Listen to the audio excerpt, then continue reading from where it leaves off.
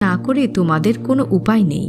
প্রিয় দর্শক মণ্ডলী, আসুন তাহলে জেনে নিই 4টি কাজ কি কি। 1, বিশ্ব নবী যে কাজটি করতে বলেছেন তা হচ্ছে তোমরা সর্বদা বেশি বেশি করে কালেমা তাইয়েবা পাঠ করবে। কালেমা তাইয়েবা পাঠ করতে বলেছেন এটা আল্লাহকে সন্তুষ্ট করার জন্য। সর্বদা যখনই আমরা সময় পাব তখনই আমরা কালেমা তাইয়েবা পাঠ করব।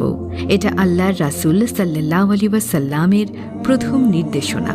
রোজা রেখে একবার ভাবুন, রাসূলের এই নির্দেশ যদি আপনি পালন করেন, আপনার কলব থেকে যদি আপনি লা ইলাহা ইল্লাল্লাহু মুহাম্মাদুর রাসূলুল্লাহ, আপনি আত্মিকভাবে সারাদিন যে রোজা রাখছেন, উপোস করছেন, আপনার ক্ষুধার্ত যে শরীরটাকে খাবার দিচ্ছে না, নিজেকে সংযমের মাধ্যমে খাবার থেকে দূরে রাখলেন, কার জন্য রাখলেন? সে আল্লাহর জন্য রাখলেন। এবার আপনি এর স্বীকৃতি দিচ্ছেন, হে আল্লাহ,